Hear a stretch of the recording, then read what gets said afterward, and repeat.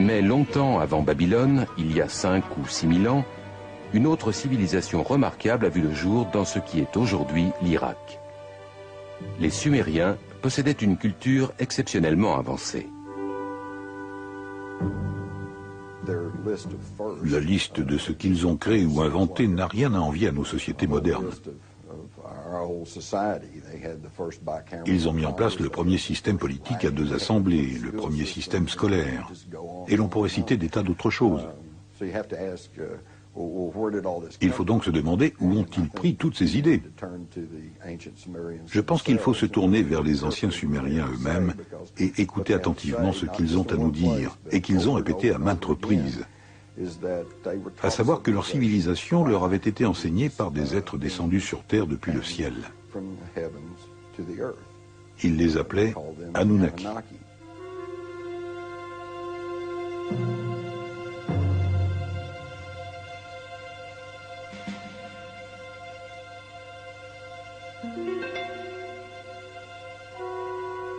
Les Sumériens ont écrit leur histoire sur des tablettes d'argile, comme celle-ci, oubliée pendant un demi-siècle dans un recoin d'un musée de Berlin.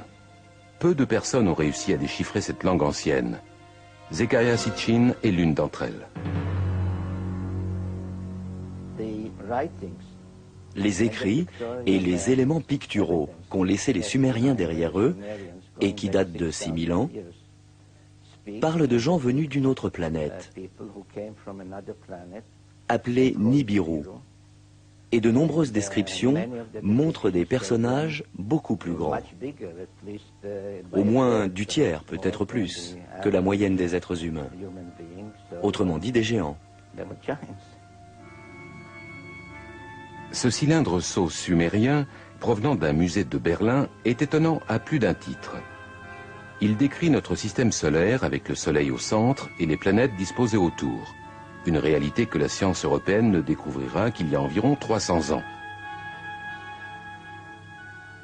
Il montre également Pluton que nous n'avons découvert qu'en 1930.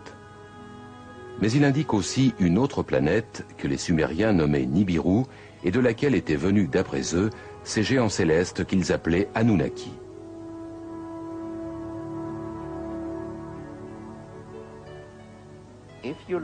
Si l'on observe les 3 personnages représentés ici, on voit qu'ils sont à peu près de la même taille.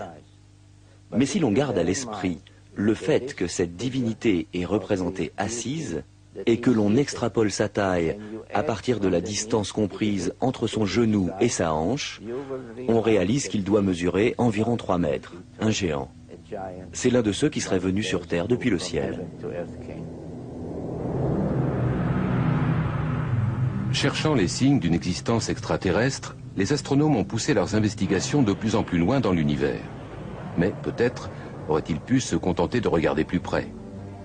C'est dans notre propre système solaire qu'un mystérieux objet a récemment été détecté à proximité de l'endroit où les Sumériens avaient situé leur fameuse planète Nibiru, fief des Anunnaki.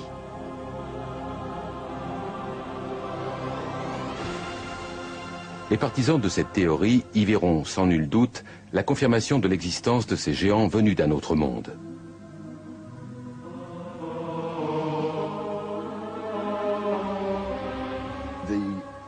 En gros, l'ancien texte sumérien nous dit qu'il y a plus de 400 000 ans, ces Anunnaki sont venus de l'espace et ont atterri sur notre Terre, dans la vallée du Tigre et de l'Euphrate. C'est là qu'ils auraient établi une colonie qu'ils ont nommée Éden. Dans la Genèse, Éden est l'endroit où Adam fut créé à partir d'une poignée de terre et Ève née de l'une de ses côtes. Mais certains ont une vision plus scientifique, voire high-tech, de l'apparition de la vie sur Terre.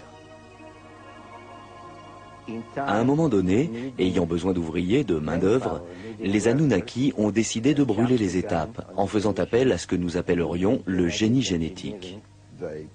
Ils ont pris le sperme de l'un des Anunnaki, qu'ils ont associé à l'ovule d'un humanoïde primitif, probablement l'un de ces êtres dont les paléontologues trouvent aujourd'hui les restes en Afrique, comme la fameuse Lucie.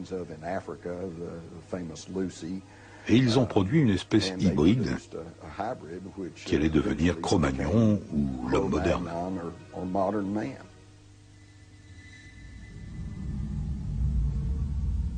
La légende dit que lorsque les Anunnaki sont revenus après plusieurs milliers d'années pour constater les résultats de leur travail génétique, ils auraient trouvé les femmes de notre Terre irrésistiblement séduisantes.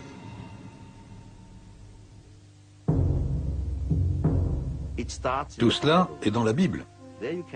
On peut lire dans la Genèse que les fils de Dieu vinrent trouver des filles d'hommes dont ils eurent des enfants qui seront des héros.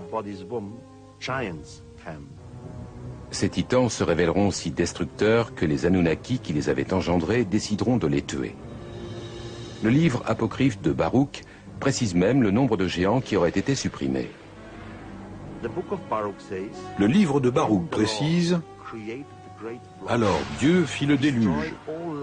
Il détruisit toute vie sur terre, y compris les milliers de géants qui l'habitaient.